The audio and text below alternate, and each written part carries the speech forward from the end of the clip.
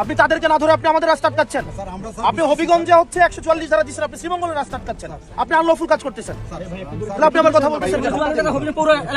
আপনি তো 144 ধারা দিচ্ছেন, আপনি আইনের লোক না? আপনি আইনের লোক তো? আপনি বলেন কোন আইনে আপনি আমাকে এখানে বাধা দিচ্ছেন?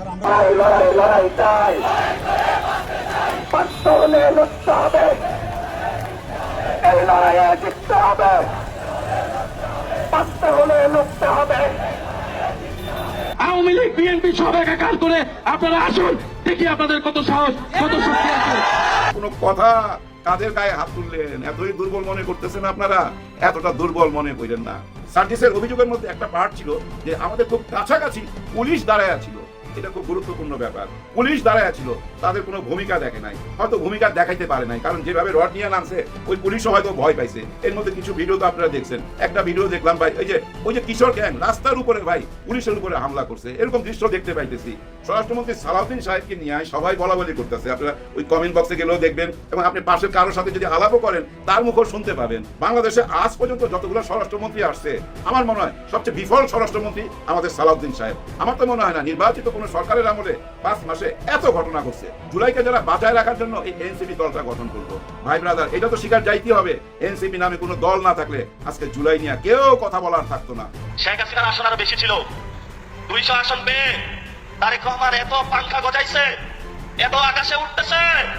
আমরা বলে দিতে চাই, বাংলাদেশের সংস্কার যদি না হয় সব পাখনা ভেঙে মাটিতে পড়ে যাবে। অবিলম্বে তাকে পদত্যাগ করতে হবে। তিনি দায়িত্ব পালনে ব্যর্থ হয়েছেন এবং নতুন যোগ্য দায়িত্ববান ব্যক্তিকে বসাতে হবে। যদি আওয়ামী লীগরে নিয়ে আসে তাহলে প্রথমে আওয়ামী লীগ এসে তারেক রহমানকে হত্যা করবে।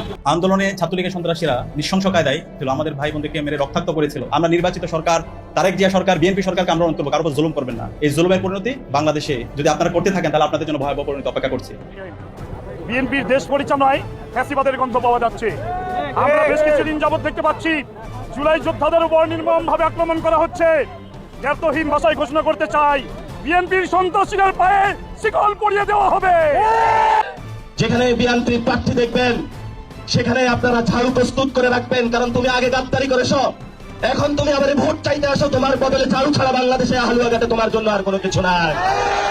আসসালামু আলাইকুম দর্শক, দেশের পরিস্থিতি বর্তমানে ভালো না, আবার যেন অন্যরকম কিছু একটা ঘটতে যাচ্ছে বা ঘটা শুরু করে দিয়েছে। গতকাল এনসিপি নেতাদের উপরে হামলা করেছে সার্জিস আলম এবং নাসিরউদ্দিন পাটোয়ারি, তাছাড়াও আরও অনেক এনসিপি নেতাদের উপরে হামলা করে হাত ভেঙে দিয়েছে, কারো চোখ প্রায় উপড়ে দেওয়া হয়েছে, অনেককেই রড দিয়ে পেটানো হয়েছে। এটা এখন চলছে। আর এটা যদি চলে, এনসিপি নেতাকর্মীরা বা জুলাই যোদ্ধারা আপনারা কি মনে করছেন ঘরে বসে থাকবে? কখনোই না। আর উত্তপ্ত হয়ে উঠেছে রাজনীতির মাঠ, নতুন করে তারা আবারও মাঠে নেমে আসা শুরু করে দিয়েছে। একটা জিনিস মনে রাখবেন, হয়তো এটা অনেকে মনে রাখতেছে না, বর্তমানে না রাখার কারণে বর্তমানে দেশের পরিস্থিতি ঘোলাটে হচ্ছে। একটা জিনিস আমাদের সবাইকে মনে রাখতেই হবে। সে জিনিসটা কি? সে জিনিসটা হলো, জুলাই যোদ্ধারা যদি ভাই না থাকতো তাইলে ফ্যাসিস্ট হাসিনাকেও পালায় যেত না, দেশটাও নতুন করে স্বাধীন হতো না। আর আপনারা যে মাতবাড়ি করছেন, আপনারা এত বড়াই করছেন, ক্ষমতার দাপট দেখাচ্ছেন, আপনাদের পাছার নিচে চেয়ারও থাকতো না। যাদের কারণে নতুন করে ক্ষমতা ফিরে পাইলেন, যাদের কারণে নতুন করে কথা বলার সুযোগ ফিরে পাইলেন, যাদের কারণে আপনারা ক্ষমতার বিশাল একটা চেয়ার পাইলেন, এখন তাদেরকে কলাগাছ মনে করতেছেন, কচু মনে করতেছেন। হ্যাঁ দর্শক, এটাই হলো বাঙালি জাতির সবচাইতে বড় খারাপ অবস্থা, যে অতীত ভুলে যায়। ভবিষ্যতে সুখে থাকলে অতীতে যে কষ্ট থেকেছে সেটা ভুলে যায় মানুষ। 2 বছর আগে দেশের পরিস্থিতিটা কেমন ছিল? ভিজা বিড়ালের মতো সবাই গর্তের মধ্যে লুকিয়ে থাকতো, কথা বলার মতো সাহস কেউ পেত না। এখন বড় বড় কথা বলে, বড় বড় নেতার ভাব দেখায়। তখনও তো তারা বড় বড় নেতা ছিল, গর্তের মধ্যে থেকে কাল্লা বের করার সাহস পাইতো না, যে কাল্লা বের করে আওয়ামী লীগ সাথে সাথে কাল্লা ফুটবলের মধ্যে শট দিয়ে গোল করে দিবে, সাহস পেত না কেউ। অথচ আজকে নতুন করে ক্ষমতার চেয়ার পাওয়ার পরে, নতুন পাওয়ার পরে, হ্যাঁ, যাদের কারণে এই ক্ষমতার চেয়ার পাইলো তাদেরকে এখন বল শটাচ্ছে। দর্শক, এই যে বাংলাদেশের বর্তমান পরিস্থিতি, মাঝে মধ্যে একটা জিনিস ভাবি যে বাংলাদেশে যদি স্বয়ং ফেরেশতাও যদি নাজিল হয় এবং বাংলাদেশে প্রধানমন্ত্রীর চেয়ারে যদি বসে সেও দেশ চালাতে পারবে না। দেশটাই ভাই ভয়াবহ অবস্থা। হ্যাঁ, দেশের অবস্থা খুবই ভয়াবহ। যেই পথে হেঁটেছিল, এখন তো বলা হচ্ছে যে যেই পথে হেঁটেছিল ছাত্রলীগ সেই পথেই হাঁটছে এখন ছাত্রদল, যেই পথে হেঁটেছিল হাসিনা সেই পথেই হাঁটছে এখন তারেক রহমান। দর্শক, যদি সেটাই হয়ে থাকে, এরকম দেশ তো আমরা চাইনি, এরকম স্বাধীনতা তো আমরা চাইনি, এরকম প্রধানমন্ত্রী তো আমরা চাইনি, এরকম আইন ব্যবস্থা তো আমরা চাইনি। যদি তাই হয়ে থাকে, হাসিনার আমলে যেই রকম ছিল সেরকম ভাবেই যদি এখন দেশ চলে থাকে, তাহলে এটা তো আমরা সাধারণ জনতা চাইনি। তাহলে তো হাসিনাই ভালো ছিল, সেও বেঈমান, সেও ফ্যাসিস্ট। এখন বর্তমানে যিনি আছে তিনিও যদি তারই কালচার ফলো করে, তার দেখানো রাস্তা অনুযায়ী সেও যদি পথ চলে, তাহলে তো আগেটাই ভালো ছিল, শয়তানি ভালো ছিল। তাহলে নতুন শয়তানের কোনো দরকার আছে? আমরা তো ওটা চাই না, আমরা নতুন বাংলাদেশ দেখতে চাই। এখন স্বরাষ্ট্রমন্ত্রী তো বর্তমানে সালাউদ্দিন আহমেদ, উনি প্রচন্ড পরিমাণে চাপের মধ্যে আছে। বলা হচ্ছে, বিশ্লেষকরা বিশ্লেষণ করছে যে স্বরাষ্ট্রমন্ত্রী সালাউদ্দিন আহমেদ স্বরাষ্ট্র মন্ত্রণালয়ের দায়িত্বে থাকার যোগ্যই না। যদি তাই হতো তাহলে দেশের ভিতরে এরকম এত অহরহ ঘটনা ঘটে কিভাবে? উনি একজন স্বরাষ্ট্রমন্ত্রী, ওনার হাতে আইনের সর্বোচ্চ ক্ষমতা আছে। তাহলে আইনের হাতে যদি এত বড় ওনার হাতে ক্ষমতা থেকে থাকে, তাইলে দেশের ভিতরে এত উল্টাপাল্টা ঘটনা ঘটে, আইন শৃঙ্খলা রক্ষাকারী বাহিনী কি করে? গতকাল যে ঘটনাটা ঘটেছে আমরা তো ভিডিওর মধ্যে দেখেছি, হ্যাঁ, যে রড দিয়ে যখন পিটাচ্ছে পুলিশ দাঁড়িয়ে আছে, কি করবে? কিচ্ছু করতেছে না। তো আর এটার চাপ তো স্বরাষ্ট্রমন্ত্রীর উপর পড়বে, এটাই তো স্বাভাবিক। তো দর্শক, এটা আমার কথা আমি বলছি না, বিশ্লেষকদের কথা বলছি। পুরো ভিডিওটি দেখুন, তাহলে সেটা আপনারা জানতে পারবেন বা বুঝতে পারবেন। তো এইভাবে যদি দেশ চলতে থাকে, দেশের মানুষ কখনো কোনোদিনও শান্তিতে থাকতে পারবে না। আমরা চাই, সাধারণ জনতা আমরা যারা আছে, আমরা চাই সরকারি দল, বিরোধী দলীয় দল যারাই আছে, একমাত্র আওয়ামী লীগ ব্যতীত সবাই মিলেঝিলে দেশটা পরিচালনা করুক, দেশের সাধারণ মানুষকে শান্তি প্রদান করুক, এটা আমরা চাই। আমরা অশান্তি চাই না। কিন্তু এই দলাদলির কারণে, হিংসা বিদ্বেষ করার কারণে, যাদের কারণে নতুন চেয়ার পাইছো তাদের উপরে আক্রমণ করবা, এটা সাধারণ জনতা মেনে নিবে না। যাই হোক দর্শক, কথা না বাড়ে চলুন আমরা মূল আকর্ষণ বা মূল্য যে চলে যাই। তার আগে বলবো, আমাদের চ্যানেলে নতুন হলে সাবস্ক্রাইব করে দিন, যারা করেছেন ধন্যবাদ। চলুন একটা লাইক দিয়ে বিস্তারিত আলোচনাগুলো শুনে আসি। হাসনাত, সার্জিস, নাসিরুদ্দিন পাটোয়ারি, নাহিদ জুলাই যোদ্ধাদের সম্মুখ সারির, জুলাই আন্দোলনের, জুলাই বিপ্লবের সম্মুখ সারির নেতাদেরকে বিএনপি টার্গেট করেছে। আমার মনে হয় কাউকে না কাউকে তারা হত্যা করতে চায়, একটা অঘটন ঘটাতে চায়। তাদের জন্য একটা জরুরি সতর্কবার্তা। শহীদ ওসমান হাদিকে যেভাবে সরিয়ে দিয়েছে, এরকম কোনো না কোনোভাবে একটা স্যাবোটাজ করে, একটা ঘটনা ঘটিয়ে দিয়ে এই প্রথম সারির জুলাই নেতাদের একজন বা একজনকে সরিয়ে দেওয়ার একটা মোটিভ আমরা লক্ষ্য করছি। কারণ যেভাবে নাসিরুদ্দিন পাটোয়ারি, সার্জিস আলমদের গাড়ি বহরে হামলা করা হয়েছে, ওইসব হামলায় নিহত হতে সময় লাগে না। যেমন একটা ছেলের চোখ চিরতরে অন্ধ হয়ে গেছে, ওই চোখ আর ঠিক হবে না। আপনি চিন্তা করেন, এটা জুলাই যুদ্ধ না, জাস্ট জুলাই পদযাত্রা করে সার্জিস এবং নাসিরুদ্দিন পাটোয়ারিরা ফিরছিল, পথে হামলা করে একজনের চোখ শেষ করে দিয়েছে, কারো হাত ভেঙে দিয়েছে, কারো পা ভেঙে দিয়েছে। হসপিটালে চিকিৎসা নিতে গিয়েছে, সেখানে চিকিৎসা নিতে দেওয়া হয়নি, সেখানেও হামলা করেছে। প্রাথমিক চিকিৎসাটাও নিতে দেওয়া হয়নি, তারপরে সিলেটে পাঠানো হয়েছে। জাস্ট ইমাজিন, আওয়ামী লীগের আমলের সেই সন্ত্রাসী হামলা, মেডিকেলের ভিতরে ঢুকে হামলা করা। সেই পথে অলরেডি বিএনপি এসেছে, যে পথে আওয়ামী লীগকে যেতে প্রায় 12-14 বছর সময় লেগেছে। মেডিকেলের ভিতরে ঢুকে হামলা, এটা কিন্তু একদম শেষ মুহূর্তে আওয়ামী লীগ করেছে। ঢাকা বিশ্ববিদ্যালয়ে মারামারি হতো, ঢাকা মেডিকেলে ঢুকতে পারলে নিরাপদ। ডাকসু ভিপি, সাবেক ভিপি নুরুল হক নুরুদের উপর ছাত্রলীগ হামলা করতো, মেডিকেলে ঢুকতে পারলে ওরা নিরাপদ ছিল, মেডিকেলের গেট পর্যন্ত আসতো, তারপরে আর ওইভাবে হামলা করতে পারলো। একটা বিচ্ছিন্ন ঘটনা আছে মেডিকেলের ভিতরে ঢুকার, কিন্তু অলরেডি বিএনপি মেডিকেলের ভিতরে ঢুকে হামলা করা শুরু করেছে, তাও কাদেরকে? জুলাই যোদ্ধাদের। এবং ঢুকে কি করে? ভিপি নুরদের ঢুকে ওইরকম আহত করতে পারেনি, ঢুকে হামলা করেছে, কিন্তু এখানে একদম চোখ নষ্ট করে দিয়েছে। চোখ নষ্ট, চোখ শেষ, সে চিকিৎসা করাতে দেয়নি হবিগঞ্জে। আপনি চিন্তা করতে পারেন? তারপর ওরা আবার বলে যে আমরা ভিকটিম, ওরা আবার পাল্টা সমাবেশ করার চেষ্টা করে, এবং ওইটাকে কেন্দ্র করে পুলিশ আবার 144 দ্বারা জারি করে সব সমাবেশ নিষিদ্ধ করে। কত বড় জালেম হয়ে উঠছে, এটা একটা দিক। তাছাড়াও পরিকল্পিত, এগুলো পরিকল্পিত মনে হয়, এটা বিচ্ছিন্ন ঘটনা নয়, হঠাৎ উত্তেজিত হয়ে বা কোনো কারণে হামলা করেছে, এরকম কিছু বিষয় নয়, এটা একদম পরিকল্পিত, ঠান্ডা মাথার। দর্শক, রাশেদ খান বিএনপি নেতা এবং প্রধানমন্ত্রীর সচিব মর্যাদায় রাজনৈতিক সহকারী, তিনি হাসনাত এবং সার্জিসকে নিয়ে বক্তব্য দিচ্ছেন, এবং বিএনপির একটা অংশ অ্যাক্টিভিস্টদের, তারা হাসনাত সার্জিসের পিছনে লেগে আছেন। তারা বলার চেষ্টা করছেন যে হাসনাত সার্জিসরা আওয়ামী লীগ সরকার পতন করেনি, তারা আওয়ামী লীগের দালাল ছিল, তারা বেইমানি করেছে, এইসব কত হাবিজাবি কথা। অথচ আমরা দেখি যে হাসনাত সার্জিসরা কিভাবে জুলাইতে পুলিশের সাথে যুদ্ধ করেছে, কিভাবে তার আন্দোলন চালিয়ে গেছে, কিভাবে তার আন্দোলন সংগঠিত করেছে। কিন্তু এখন তাদেরকে বলা হচ্ছে যে কেন হাসনাত সার্জিস ছাত্র উপদেষ্টা হতে পারেনি, কারণ এরা বেঈমান ছিল। মানে এটা একটা ন্যারেটিভ, এটা একটা প্রেক্ষাপট তৈরি করা, অন্তর্ঘাতের একটা প্রেক্ষাপট তৈরি করা হচ্ছে। এইভাবে হাসনাত সার্জিস বা যে কাউকে ফেলে দেওয়া হতে পারে, কারো উপর ভয়াবহ হামলা হতে পারে। যেটা ভালো না, ওরা তো আওয়ামী লীগের এজেন্ট, মানে ওদের আগে জনগণ থেকে বা ওদের সম্পর্কে সন্দেহ সংশয় ঢুকিয়ে দেওয়া, তারপরে ওদেরকে মারার আয়োজন করা। যে রাশিদ খানদের যে ন্যারেটিভ হাসনাত সার্জিসদের বিরুদ্ধে, এটা তাদের উপর হামলার একটা প্রেক্ষাপট তৈরি বলে আমি মনে করি। আর এটার জবাবটা কি আসলে কি হাসনাত সার্জিসেরা আওয়ামী লীগের এজেন্ট ছিল বা পতন চায়নি? দেখেন, 1 জুলাই আন্দোলন শুরু হয়েছে 24 সালের। আন্দোলন শুরু হওয়ার পর আন্দোলনটা যে কত কৌশলে করতে হয়েছে এটা তো আপনারা জানেন, যে না এটা সরকার বিরোধী কিছু না, এটা আমরা জাস্ট কোটার দাবিতে, এখানে জামাত বিএনপি সম্পর্ক নাই। প্রথম দিকে তো এভাবে বলতে হয়েছে, এবং প্রথম দিকে শেখ মুজিবুর রহমানের নামে স্লোগান দিতে হয়েছে যে বঙ্গবন্ধুর বাংলায় বৈষম্যের আইনে, এবং শেখ হাসিনাকে মাননীয় প্রধানমন্ত্রী বলে সম্বোধন করতে হয়েছে। এইভাবে ধীরে ধীরে ধীরে ধীরে একটা পর্যায়ে এসে, তাও মানে আমরা সরকার পতন চাই এই কথা বলতে পেরেছে একদমই এক দফা ঘোষণার সময়। এক দফার মধ্যে সরকার পতন ছিল, 9 দফার মধ্যে সরকার পতন ছিল না। 9 দফার মধ্যেও আলাদা বিচার বা বিভিন্ন দাবি দেওয়া ছিল, সরকারকে মেনে নেওয়ার কথা ছিল।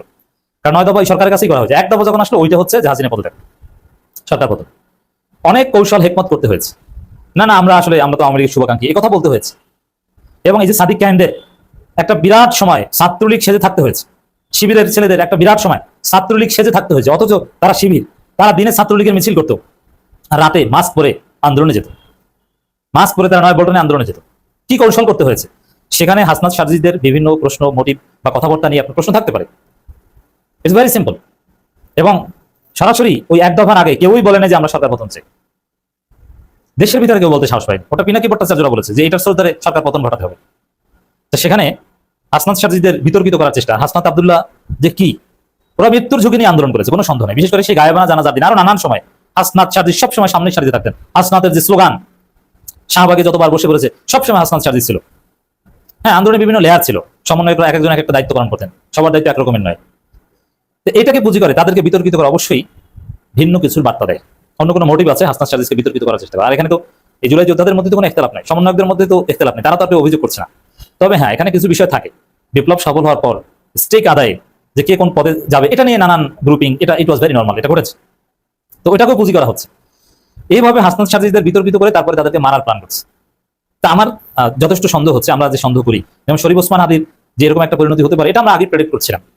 কারণ ভারতের আধিপত্যবাদের বিরুদ্ধে জিরো টলারেন্স থেকে কেউ বাঁচতে পারে না, তাদের সবাইকে চলে যেতে হয়। তো সেখানে শরীফ ওসমান হাদির এরকম একটা পরিণতি আমরা আশঙ্কা করছিলাম। আর হাসনাত আব্দুল্লাহ ভারতের আধিপত্যবাদের বিরুদ্ধে একদম জিরো টলারেন্স, নাসিরউদ্দিন পাটোয়ারি একদম জিরো টলারেন্স, সার্জিস আলম, এবং তারা যেভাবে র্যাকলেস ভারত বিরোধিতা করছে তাতে, এবং বিভিন্ন জায়গায় বিএনপির লোকজন যে স্টাইলে হামলা করছে, এবং সেখানে আওয়ামী লীগের জয় বাংলা স্লোগানও শোনা যাচ্ছে। চিহ্নিত ছাত্রদল, যুবদল, সন্ত্রাসীরা হামলা করেছে, কিন্তু জয় বাংলা স্লোগান শোনা যাচ্ছে। তো এভাবে ঘুরতে ঘুরতে ঘুরতে ঘুরতে হয়তো এবার এই যাত্রায় সার্জিস আলম, নাসিরউদ্দিন পাটোয়ারি জীবনে বেঁচে গেছেন, তাদের চোখ হাত পা কিছু হারায়নি। কিন্তু এরকম করতে করতে এক পর্যায়ে তাদের চোখ হাত পা বা কিছু একটা হারাতে পারে, এবং একদম দুনিয়া থেকেও চলে যাওয়া লাগতে পারে। এখন এই জুলাই যোদ্ধাদের শীর্ষ নেতাদের কাউকে না কাউকে থামিয়ে দেওয়া, অথবা এদের উপর হামলা করে এই জুলাই যোদ্ধাদের ঘরে ফিরিয়ে নেওয়া এবং থমকে দেওয়ার একটা ষড়যন্ত্র চলছে। ভালো মানুষের ভাত নাই, হ্যাঁ ভালো মানুষের ভাত নাই, সমালোচনা তো সহ্যই করতে পারে না। এনসিপির উপরে এই হামলাটা কেন হইলো? এই হামলাটা হয়েছে ওই যে ওরা বেয়াদব, ওদেরকে বেয়াদব বলা হয়। নাসিরউদ্দিন পাটোয়ারি তো ভাই, ওর মুখে কোনো ট্যাক্স নাই, ওকে ট্যাক্স দিতে হয় না মুখে। ও যেটা বলে একেবারে তীর জায়গা মতো মারে, ইনায়া বিনায়া কথা বলে না, কূটনৈতিক চাল চালে না, সরাসরি আঘাত মারে। আর এই ধরনের আঘাত হজম করতে পারতেছে না, কারণ অভ্যস্ত না তো তারা তো দেখছে ভাই, ওই যে বিরোধী দল মানে গৃহপালিত বিরোধী দল দেখছে, যেটা শিখাই দিত সেটাই মাঠে যায় বলতো, মঞ্চে দাঁড়ায় যে কথাগুলো বলতো ওইখান থেকে যেটা শিখাই দিত, বা এখান থেকে যারা শিখাই দিত, বা ওই যে খাকি পোশাক থেকে যেটা শিখাই দিত ওই কথাগুলোই বলতো। আর এরা তো ভাই কারো কথা শুনতেছে না, তাদের একটাই কথা জুলাই ছাড়া তারা কিছু বুঝে না। জুলাইয়ের আগেও তো তাদেরকে আমরা চিনতামও না, জুলাই পরে চিনছি। যাই হোক, এই এনসিপির উপরে আজকে হামলা করলো, আমাদের সার্জিস বলতেছিল হাসপাতালে নিয়ে যাচ্ছে, যারা আহত হয়েছে হাসপাতালে নিয়ে যাচ্ছে, ওই হাসপাতালের ওইখানেও আক্রমণ করা হয়েছে। ব্যাপারটা কেমন হয়ে গেল? আওয়ামী লীগের আমলে এমন দেখছি, ছাত্রলীগ ওই হেলমেট বাহিনী এরকম করতো, এখন কারা করতেছে? কারা এই শত্রুতা আমি শুরু করলো? তারা কি চায়? দেশটাকে কি তছনছ করে দিতে চান? জোর যার মুল্লুক তার, এটাই তো হয়ে গেছে ভাই। হ্যাঁ, এই যে জামাতের ইসলামের দেখেন জোর নাই বইলা ওই যে মসজিদের উপরে আক্রমণ হয়, মসজিদের ভিতরে যে আক্রমণ করে। আজকে যশোর চাইলে একজন এমপি আছে, ওনার নাম গোলাম রসুল সাহেব, বেচারা বিপদে পড়ে গেছে, ওনার বাড়িতে আক্রমণ। উনি একজন এমপি, ওনার বাড়িতে আক্রমণ। ঘটনা কি জানেন? ওনার একটা মেয়ে মানসিকভাবে অসুস্থ, এবং এই মেয়েটির চিকিৎসাও চলতেছে। হায়দ্রাবাদ নিয়ে চিকিৎসা করছে, ঢাকাতেও চিকিৎসা করছে, মানসিকভাবে সুস্থ না। এই মেয়েটি ছাদের উপর থেকে বা বারিন্দা থেকে গরম পানি ফালাইছে, সামনে একটা মাদ্রাসা ছিল, কারো গায়ে পড়ছে, এটা নিয়ে তর্ক বিতর্ক, একটা টাইমে হামলা, ভাই ভীষণভাবে হামলা, চারিদিক থেকে আইসা মিছিল মিটিং স্লোগান। আর ওই মানুষটি একজন এমপি অনলাইনে আইসা লাইভ করে বক্তব্য দিতেছে, এই যে দেখেন সার্টিফিকেট, আমার মেয়েটা অসুস্থ, আমার মেয়ে যদি কোনো অন্যায় করে থাকে আমাকে ক্ষমা করে দিবেন, আমার মেয়েকে ক্ষমা করে দিবেন। এবং উনি পুলিশের হেল্প চাইতেছে, পুলিশও গেছে, কিন্তু কোনো উপায় নাই, কাউকে থামাইতে পারতেছে না। কারণ ওই যে দুর্বল দলের এমপি, দুর্বল দলের এমপি, জামাতে ইসলামের এমপি মানে বর্তমানে দুর্বল দল। ওই যে একজন বলছিল না, এক মাওলানা বলছিল জামাতে লুঙ্গি খুলা ফালাবে, ওই লুঙ্গি খুলা ফালাইতেছে। এখন মনে হইতেছে কি জানেন, জামাতে ইসলাম আল্লাহ রাস্তে পার্টি। হ্যাঁ ভাই, আল্লাহ রাস্তে পার্টি, ওনাদের কেউ নাই, যার যা ইচ্ছা তাই বইলা যাবে। দেখেন রাশেদ খান, এই যে রাশেদ খান আজকে একটা সেমিনারে গেছিল, ওই সেমিনারের পিছনে ব্যানারে কি লেখা, ন্যায় ভিত্তিক সমাজ গঠনের জন্য ঐক্য চাই, বিভেদ নয়। পিছনে ব্যানারে লেখা একটা ন্যায় ভিত্তিক সমাজ চাই, কোনো বিভেদ না। আর ওইখানে দাঁড়ায় এই রাশেদ খান বক্তব্য রাখতেছে, হাসনাত আব্দুল্লাহ আর সার্জিস এরা নাকি জুলাই চায় নাই, এরা চাইছিল শেখ হাসিনাকে টিকায় রাখার জন্য, যার জন্য এরা উপদেষ্টা হইতে পারে নাই। সেই 25 বছর আগের কাহিনী, 25 বছর তো না, 25 মাস আগের কাহিনী আবার তুলা ধরছে। উনি কিন্তু গেছে কোন মঞ্চে কথা বলতে, যেন কোনো বিভেদ তৈরি না হয়, একটা ঐক্য করার জন্য, একটা সমাজ গঠন করার জন্য উনি বক্তব্য রাখতে গেছে। উনার পিছনের ব্যানারে লেখা আছে ন্যায় ভিত্তিক একটা সমাজ চাই, ঐক্য চাই, বিভেদ নয়। অথচ কথা বলতেছে বিভেদের, অথচ যা কিছু কথা বলতেছে সবই ভাই ঘৃণা আর ঘৃণা।